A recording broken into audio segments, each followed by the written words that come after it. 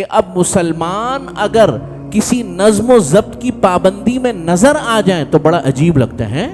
یہ ایسا بھی ہوتا ہے؟ قبر میں اترنے تک ہر چیز نظم و ضبط اور سلیقہ مندی کا شعار، ورنہ ہوتا بھائی کاٹ دو، کھڈا کھودو ڈال دو. نہیں، مرنے تک مسلمان کی تکریم اور نظم و ضبط اور سلیقہ سکھایا. یہ نہیں کہ جی جیسے جی کیا 11 بجے اٹھ گئے، دکان کھول لی، ظہر کے ٹائم برکت نہیں ہو رہی، امام صاحب دعا فرما دیں رزق میں اضافہ اللہ تعالیٰ فرما دے. رزق میں تیرے کہاں سے اضافہ ہوگا؟ 1 بجے تو دکان کھولتا ہے. اللہ کے نبی فرما رہے بورک لی امتی فی سحور، میری امت کے اوقات میں جو برکت رکھی گئی ہے، صبح کے اوقات میں برکت رکھی گئی ہے، تو برکت کیسے ہوگی؟ وہ ایک دوست سے میری بات ہوئی، کہتے ہیں جائز چیزوں کی اسمگلنگ تو جائز ہے. تو میں نے کہا حکومت کی طرف سے جائز ہے ناجائز ہے؟ کہنے لگا حکومت کا قانون شریعت کا قانون تھوڑی ہوتا ہے، یہ خباثت بیٹھ گئی. چنانچہ حکومت کے وہ تمام قوانین جو مفاد عامہ کے لیے ہوں وہ عین شریعت ہے. مفتی صاحب کے بیانات سننے کے لیے مفتی صاحب کے آفیشیل چینل مفتی مجود امین کو سبسکرائب کیجیے. محترم سامعین کرام، بزرگان محترم،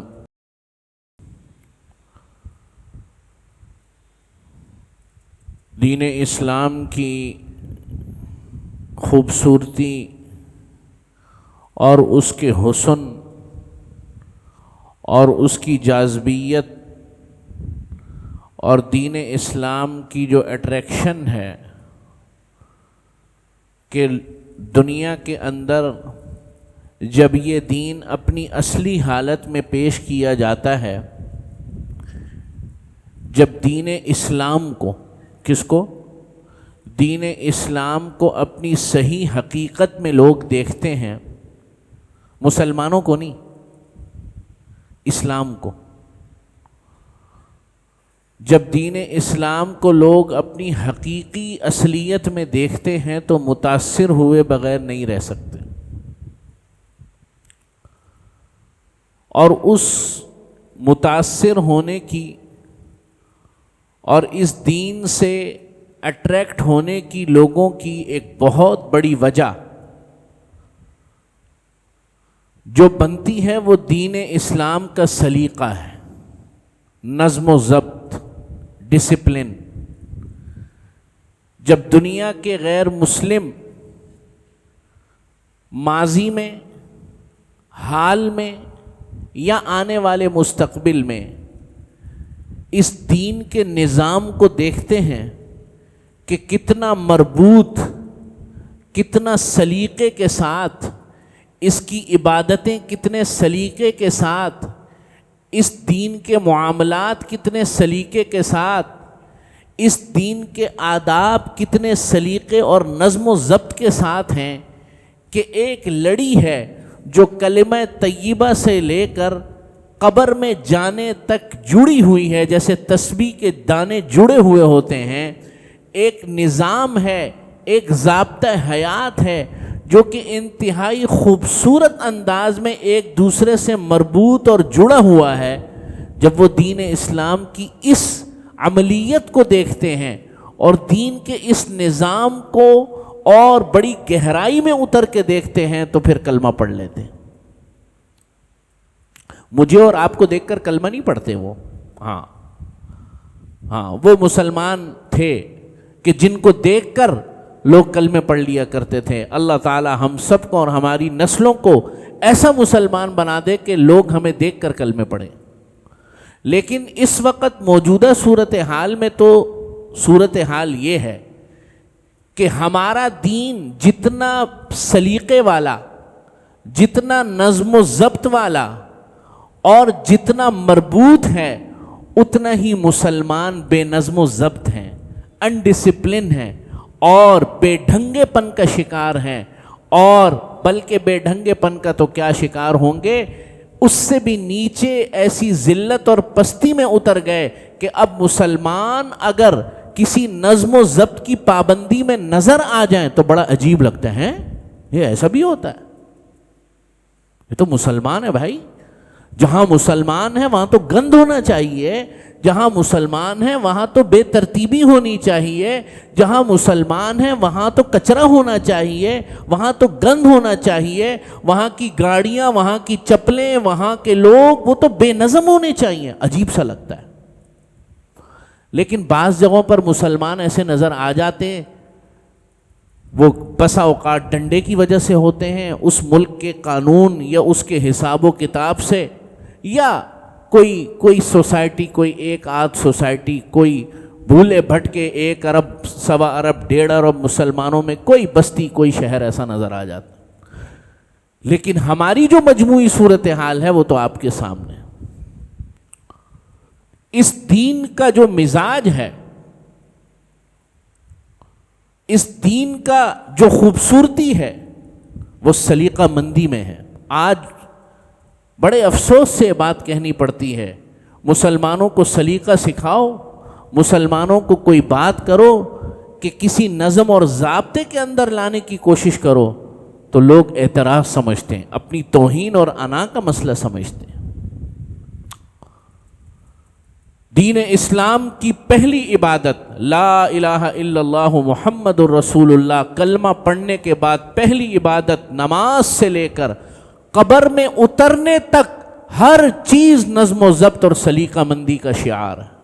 ہر چیز، قبر بھی اگر بنائی تو اللہ کے نبی نے فرمایا کہ ایسی قبر بناؤ کہ جو صاف ستھری ہو اندر سے، اتنی یعنی 1.5 ہاتھ یا بعض روایات میں 1 ہاتھ، اس سے زیادہ اونچی نہ ہو اور پکی نہ ہو، اندر لحد بنا ہوا ہو۔ لحد جانتے ہیں آپ؟ ایک بغلی قبر جسے کہتے ہیں۔ بعض علاقوں کے اندر مٹی نرم ہوتی ہے تو وہ بغلی قبر نہیں بنا سکتے، تو درمیان میں ایک اور قبر بناؤ، یعنی قبر کھود کر اندر ایک اور لحد بناؤ۔ قبر کا بھی نظام، ورنہ ہوتا بھائی گاڑ دو، کھڈا کھودو ڈال دو، نہیں، مرنے تک مسلمان کی تکریم اور نظم و ضبط اور سلیقہ سکھایا۔ یہ نماز ہے۔ میں اور آپ جمعے کے دن جمع ہوئے، اللہ کے نبی صلی اللہ علیہ وسلم نے اس دن جمع فرمایا، مسلمانوں کی اجتماعیت کو جمع فرمایا۔ تو مسجد نبوی صلی اللہ علیہ وسلم شروع میں چھوٹی تھی، چھتیں نیچی تھیں، تو صحابہ اکرام مزدوری کرتے تھے، مزدوری کر کے جیسی جمعے کا وقت ہوتا آ جاتے مسجد میں۔ آپ صلی اللہ علیہ وسلم نے فرمایا تم میں سے جو کوئی شخص جمعے کے دن جمعے کی نماز میں آیا کرے تو وہ غسل کر لیا کرے، اس لیے کہ جب وہ مزدوری کر کے فوراً آتا ہے تو مسجد کے اندر بدبو ہو جاتی ہے، حبس ہو جاتا ہے، پنکھوں کا نظام نہیں تھا، ایئر کنڈیشن کا نظام نہیں تھا، لہذا تم میں سے جب کوئی مسجد میں آیا کرے تو غسل کر کے آیا کرے جمعے کے دن، تاکہ جو فضا ہے وہ تعفن کا شکار نہ ہو، بدبو کا شکار نہ ہو۔ یہ کیا ہے؟ سلیقہ نہیں ہے؟ اللہ کے نبی کے پیچھے نماز نہیں ہو رہی کیا ان لوگوں کی؟ سلیقہ سکھایا امت کو کہ جب اجتماعی طور پر تم لوگ جمع ہوا کرو، صاف ستھرے رہا کرو، انفرادی طور پر بھی رہا کرو، لیکن جب اجتماعی طور پر تم آپس میں جمع ہوا کرو تو انسان کے بچے بن کے جمع ہوا کرو، صاف ستھرے ہو جایا کرو۔ روزہ کیا تعلیم دیتا ہے؟ نماز، پوری نماز، ایک رکوع، ایک امام کے پیچھے، ایک ساتھ رکوع، ایک ساتھ سجدہ، ایک ساتھ قیام، اللہ تعالیٰ کے لیے بڑا آسان تھا۔ اللہ تعالیٰ آسانی پیدا فرما دیتے، بھائی جس کا جب جی چاہے فجر کی نماز پڑھے، جس کا جب جی چاہے ظہر پڑھے، بس دن کے اندر 5 نمازیں پوری کرنا ضروری ہے۔ نہیں، فرمایا ان الصلاۃ کانت علی المؤمنین کتابا موقوتا، ہم نے ان نمازوں کو مقررہ اوقات پر فرض کر دیا، انسانوں کی طرح۔ فجر کی نماز ایک وقت میں پوری دنیا میں، سورج نکلنے سے پہلے پوری دنیا کے اندر ظہر کی نماز کا ایک مخصوص وقت، عصر کی نماز کا ایک مخصوص وقت اس وقت کے اندر ادا کرنی ہے، مغرب کا ایک مخصوص وقت، عشاء کا ایک مخصوص وقت۔ پوری دنیا کے اندر مسلمانوں کو روزہ ایک مہینے میں رمضان المبارک میں رکھوایا جا رہا ہے۔ طلوع آفتاب سے لے کر غروب آفتاب تک جو ہے مسلمانوں کو کہا جا رہا ہے کہ یہ تمہارا روزے کا وقت ہے۔ یہ نہیں ہے کہ صبح 9 بجے کوئی اٹھا اور جی آج تو جو ہے میں 9 بجے سے روزہ شروع کروں گا، اور مغرب نہیں عشاء تک لے جاؤں گا، یہ 2 گھنٹے 3-4 گھنٹے میرے رہ گئے ان کو میں آگے بڑھا لوں گا. نا نا نا نا، اگر سحری میں نہیں اٹھ سکے اور کچھ نہیں کھایا پیا اور روزہ رکھنا ہے تو بس پھر اب یہ ہے کہ مغرب تک اب بھوکے رہو. نظم ہے نا. میرے اور آپ کے بھوکا رہنے سے اللہ کو کیا پڑی ہے؟ ایک نظم ہے. یہ بھی تو کہہ سکتے تھے بھائی جس کے شروع کے اندر جو گھنٹے رہ گئے ہیں اٹھ کے سحری کر لے 9 بجے 10 بجے، تو غروب طلوع آفتاب سے جو 3-4 گھنٹے رہ گئے ان کو بعد میں پورا کر لے. مغرب میں افطاری نہ کرے، عشاء میں، عشاء کے بعد افطاری کر لے، وہ گھنٹے پورے کر لے. یہ بھی تو ہو سکتا تھا نا. پوری امت مسلمہ غروب آفتاب پر نظم کا پابند کیا جا رہا ہے. ہماری تو ہر عبادت، حج، اور حج کا تو معاملہ ایسا ہے کہ وہ تو یوں لگتا ہے کہ اللہ تعالیٰ نے ڈسپلن کی ٹریننگ کرائی ہے. آج ہمیں تو اس لفظ سے جو ہے وہ کیا ہو گئی ہے، چڑ ہو گئی. ٹھیک ہے نا، معذرت کے ساتھ. حج کی عبادت 8 کو ہر صورت میں آپ نے مینا میں پہنچنا ہے. 9 ذوالحجہ کو آپ نے زوال سے پہلے پہنچ جانا ہے عرفات کے میدان میں. وقوف عرفہ آپ نے لازمی طور پر کرنا ہے. یا اللہ، اچھا جی 9 کی جب آپ نے ہونا ہے، غروب آفتاب جب ہوگا، اللہ تعالیٰ فرما رہے ہیں یہاں آپ نے مغرب کی نماز نہیں پڑھنی میدان عرفات میں، مزدلفہ جاؤ وہاں مغرب اور عشاء کو جمع کرو عشاء کے وقت میں. اللہ فرما رہے ہیں میں نظام بنا رہا ہوں، میں تمہیں اس بات کا پابند کر رہا ہوں. سارا سال تم مغرب کی نماز مغرب کے وقت میں پڑھتے ہو، عشاء کی نماز عشاء کے وقت میں پڑھتے ہو. آج میں اللہ سبحانہ و تعالی اس نظم کا اور اس ڈسپلن کا تمہیں پابند کر رہا ہوں کہ آج تم مزدلفہ میں جاؤ گے، عشاء کے وقت میں عشاء اور مغرب جمع کرو گے. بس اللہ کا حکم ہے. کوئی شخص اگر کھڑا ہو جائے، نہیں نہیں نہیں میری تو مغرب کی نماز قضا ہو رہی ہے، میں تو ایسی مغرب اس کی قیامت کے دن تک 10,000 دفعہ بھی پڑھے گا قبول نہیں ہوگی. اس لیے کہ وہ مغرب کا ٹائم اس دن حاجیوں کے لیے مغرب کا ٹائم مغرب کا وقت ہے ہی نہیں، عشاء کا ٹائم ہے. نظم و ضبط. پھر نکل گئے مزدلفہ سے واپس، اگلے دن آئے، کنکریاں ماری. اب ٹھیک ہے کنکریاں مار دی، پہلے بڑے شیطان کو کنکریاں مار کر فرمایا نا نا نا ابھی نہیں، ابھی نہیں، کنکریاں مارو. کنکریاں مارنے کے بعد قربانی کرو. جب قربانی ہو جائے تو اس کے بعد اپنے بال کٹواؤ، حلق کرو یا قصر کرو. نظم و ضبط. ایک لڑی کے اندر پرو دیا. یا اللہ سارے مناسک ادا ہو گئے، اب یہ بال ہی کٹوانے ہیں. چنانچہ اب وہ والا دور تو نہیں ہے کہ جب آج سے کوئی 25 سال 30-40 سال پہلے حاجی خود قربانی کرتے تھے. اب تو جو ہے وہ جو ٹور آپریٹر ہوتا ہے وہ قربانی کا ذمہ لیتا ہے. چنانچہ لوگ انتظار کرتے ہیں، بھائی قربانی نمبر 603 مثال کے طور پہ. اب وہ انتظار کریں گے اپنے موبائل پر میسج، جب میسج آ جائے گا اب جا کر جو ہے بال کٹائیں گے، کیونکہ ان کی قربانی اب ادا ہوئی ہے. نظم و ضبط ہے اللہ کا قائم پورے کا پورا دین. یہ میں نے آپ کو چند مثالیں دی. تو ہمیں کیا تکلیف پڑی ہے نظم و ضبط کے اندر؟ جب اس دین کو اختیار کر لیا، نبی کریم صلی اللہ علیہ وسلم آپ کی پوری زندگی ایک حساب کتاب میں جڑی ہوئی ہے، ایک نظم میں جڑی ہوئی ہے، ایک ڈسپلن میں جڑی ہوئی. ایک موقع پر نبی کریم صلی اللہ علیہ وسلم نے حضرت عبداللہ بن رواحہ رضی اللہ تعالی عنہ کو کہا کہ میرا خیال یہ یرموک کا واقعہ نہیں، یہ ایک جنگ کا واقعہ ہے، اس وقت میں بھول رہا ہوں، وہ غزوہ موتا کا، ہاں غزوہ موتا کا. تو نبی کریم صلی اللہ علیہ وسلم نے حضرت عبداللہ بن رواحہ کو امیر بنایا. یہ وہی غزوہ ہے جس میں حضرت خالد بن ولید نے اپنی بہادری دکھائی تھی پہلی دفعہ مسلمانوں کی طرف سے اسلام لا کر. جنگ موتا. اور آپ صلی اللہ علیہ وسلم نے اس غزوے میں کہا تھا کہ اگر عبداللہ بن رواحہ شہید ہو جائے تو پھر جعفر طیار کو بنا لینا، پھر وہ شہید ہو جائیں تو ایک اور کو بنا لینا، زید بن ثابت کو بنا لینا، زید بن حارثہ کو غالباً. تو صحابہ فرماتے ہیں ہمیں یقین ہو گیا کہ یہ 3 صحابی تو شہید ہو ہی جائیں گے. تو خیر میں جو بات کر رہا تھا وہ یہ کہ آپ صلی اللہ علیہ وسلم نے حضرت عبداللہ بن رواحہ کو کہا کہ جمعے کا دن ہے کل، آپ لوگ صبح فجر کی نماز کے بعد نکل جائیں، سفر شروع کر دیں. انہوں نے کہا ٹھیک ہے. آپ صلی اللہ علیہ وسلم نے جمعہ پڑھایا. جمعہ پڑھانے کے بعد حضرت عبداللہ بن رواحہ کو مسجد میں دیکھا. فرمایا گئے نہیں؟ آپ یہاں کیا کر رہے ہیں؟ فرمایا یا رسول اللہ آپ کی موجودگی میں آپ کی نیت دیکھیں، آپ کتنی بڑی نیت ہے، لیکن نظم اور ضبط کے خلاف ہے، ڈسپلن کے خلاف.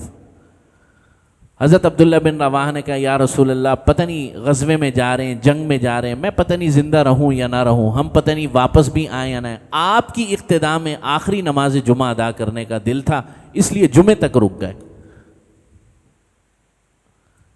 نبی کے پیچھے نماز، کہ جس نماز کا ثواب ایک عام امتی کے پیچھے نماز سے کوئی مقابلہ نہیں، اور پھر جمعے کی نماز، اور پھر مسجد نبوی صلی اللہ علیہ وسلم، پھر امام الانبیاء کے پیچھے نماز کی نیت ہے.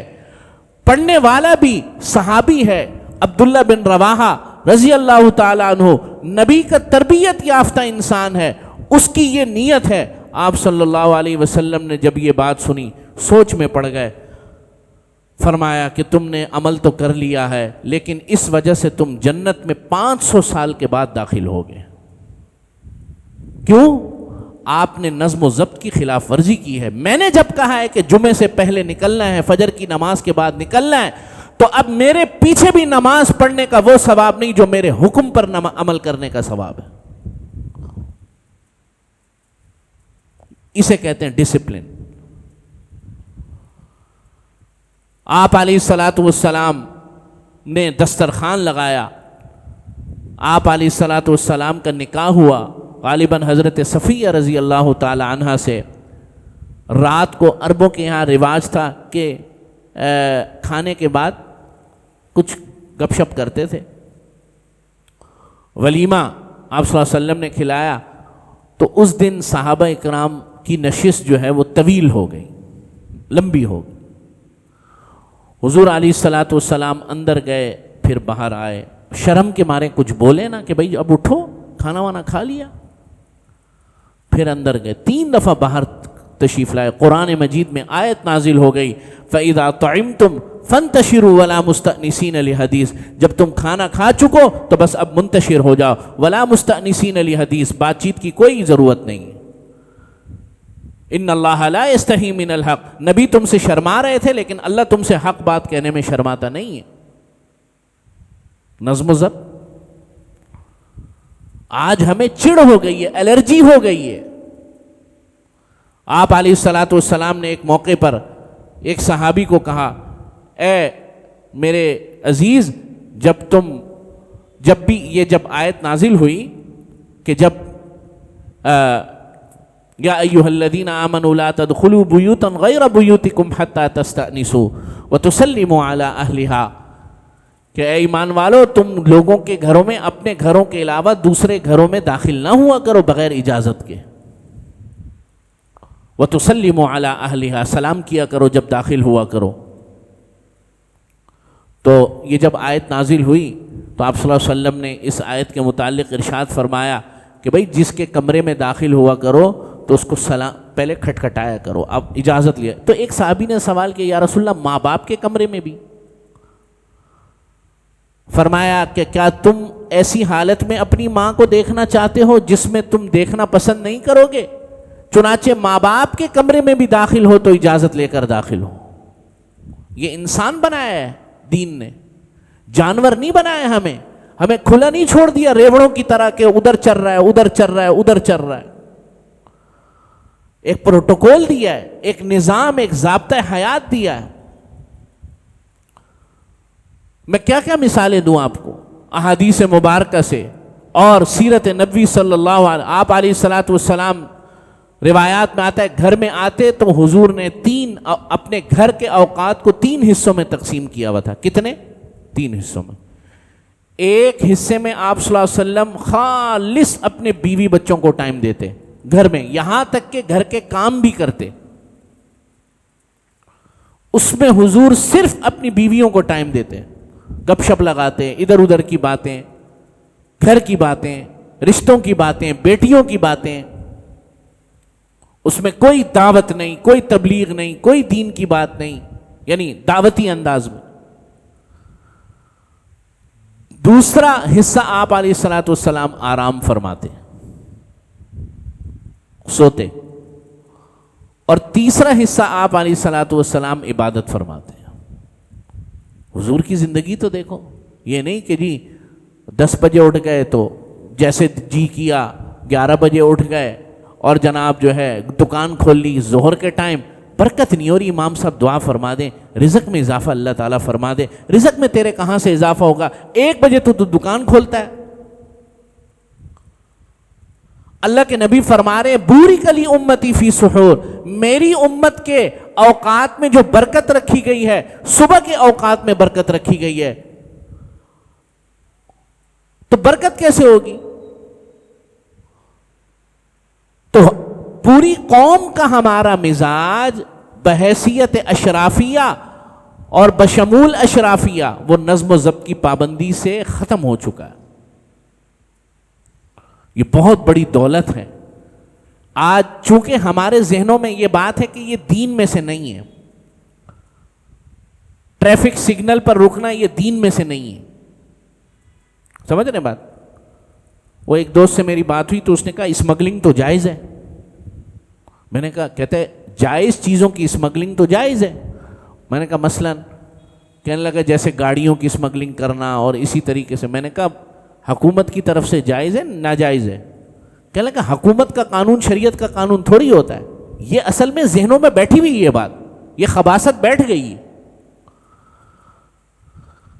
چنانچہ حکومت کے وہ تمام قوانین جو مفاد عامہ کے لیے ہوں وہ شریعت کے اندر داخل ہیں، وہ عین شریعت ہے۔ ہمارے ذہنوں میں بیٹھ گئے نہیں وہ شریعت نہیں ہے، چونکہ حکمران تو گندے ہوتے ہیں، وہ بغیرت ہوتے ہیں، وہ چور ہوتے ہیں، وہ ڈاکو ہوتے ہیں، تو حکمران تو چلو ہوتے ہیں، آپ کے ذہنوں میں اگر ہے تو ہو، لیکن جو قوانین مفاد عامہ کے لیے بنے ہیں بھائی، وہ تو میرے اور آپ کے فائدے کے لیے بنے ہیں، وہ عین شریعت ہے، وہ شریعت کا لازمی جزو ہے۔ یہ چیز اگر ہمیں سمجھ میں آ جائے، اسی لیے آج کا میرا اور آپ کا معاشرہ جنگل کا معاشرہ ہے۔ جنگل میں بھی کوئی قانون ہوتا ہے، میرے اور آپ کے معاشرے میں کوئی قانون، کوئی ضابطہ، کوئی اخلاقیات نہیں ہے۔ وہ اس لیے نہیں ہے کہ میں اور آپ یہ سمجھ چکے ہیں، بحیثیت قوم، پوری قوم یہ سمجھتی ہے کہ حکومتی قوانین یا نظام کو چلانے کے لیے یہاں جو ٹوٹا پھوٹا بھی جو نظام ہے وہ دین کا حصہ نہیں ہے۔ دین کا حصہ پھر صرف 3 چیزیں: مسجد میں نماز پڑھنا، رمضان میں روزے رکھنا، یا اگر حج کر لیا تو حج کر لینا، زکوٰۃ اگر دینی ہو تو زکوٰۃ، بس یہ دین ہے، اس کے علاوہ دین نہیں۔ الحمدللہ ہم یہ مسجد کی تعمیر کر رہے ہیں، ٹھیک ہے نا، اور اس کے لیے بڑے دل گردے کا کام چاہیے، اس کو شروع کرنے کے لیے بھی، اور مکمل تو انشاءاللہ تعالی اللہ تعالیٰ نے کرانا، تو اللہ کا کام ہے۔ وقتی طور پر آپ حضرات کو بھی تکلیف ہو رہی ہے، اور آپ حضرات تو آتے ہیں کچھ دیر کے لیے، آپ حضرات سے زیادہ تکلیف تو جو یہاں کے رہنے والے خادمین، بیچاروں کے کمرے تھے وہ ختم ہو گئے، میرا اوپر دفتر تھا وہ ختم ہو گیا، سارا دن صبح 8 بجے سے لے کر شام کو عصر کی نماز کے بعد تک مشین چلتی ہے، پورے علاقے کے اندر گونج ہے، تو جو برابر میں ہوگا اس کا کیا حال ہوگا؟ ٹھک ٹھک ٹھک ٹھک، پورا جو ہے نا وہ مستقل ایک۔ لیکن بھائی مسجد کا کام ہے، بڑا کام ہے، تھوڑی بہت تکلیف ہوتی ہے تو برداشت کرنی ہے۔ نبی کریم صلی اللہ علیہ وسلم کے دور اقدس کے بعد حضرت عثمان غنی رضی اللہ تعالیٰ عنہ کا دور آیا۔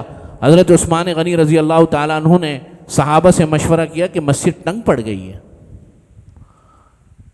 صحابہ اس وقت تو بڑے بڑے صحابہ تھے، کبار صحابہ، حضرت ابو بکر تشریف لے گئے تھے، حضرت عمر لیکن باقی تو صحابہ سارے حیات تھے۔ سب نے کہا آپ ایسا کام کریں گے جو حضور نے نہیں کیا؟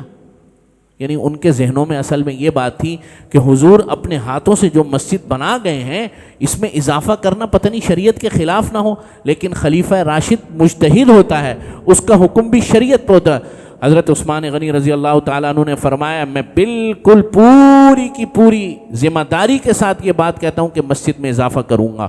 چنانچہ حضرت محدثین فرماتے ہیں کہ اگر حضرت عثمان غنی مسجد میں اضافہ نہ فرماتے تو قیامت تک مسجد نبوی میں جو ہے رقبے میں اضافہ نہیں ہوتا، قیامت تک۔ سب ڈرتے نا بھائی، جب حضرت عثمان جیسا جلیل القدر انسان جب اس نے اس بات کی ابتدا کر دی کہ مفاد عامہ کے لیے اب مسجد نبوی کے رقبے میں ہم نے اضافہ کرنا ہے، تو اس کے بعد کس کی جرت ہے؟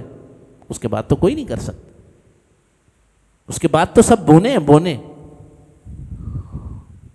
تو یہ میں یہی کہہ رہا ہوں، تو میں تھوڑا سا حیران بھی ہوتا ہوں، یہ عارضی تکلیف مسجد کے حوالے سے بات نکل آئی تو بعض دفعہ ایسی ساتھی ایسی باتیں کرتے ہیں گویا یہ کہ میں اپنا گھر بنا رہا ہوں یا مسجد کمیٹی کے ممبران اپنے گھر بنا رہے ہیں یا اپنی کوئی جائیداد بن رہی ہے، اللہ کا گھر بن رہا ہے۔ اس میں اگر عارضی طور پر آپ حضرات کو تکلیف ہے، آپ کو 5 وقت کے لیے تھوڑے سے وقت کے لیے تکلیف ہے، یہاں کے عملے کو مستقل 3-4 سال تک کے لیے تکلیف ہے، لیکن اللہ رب العزت اس تکلیف کو ہمارے لیے باعث خیر بنا دے اور یہاں کے رہنے والوں اور یہاں کے مقامی حضرات اور تمام کے تمام نمازیوں کے لیے باعث خیر و برکت بنا دے۔ اللہ رب العزت سے دعا اللہ تعالی ہم سب کے اعمال کو قبول فرمائے۔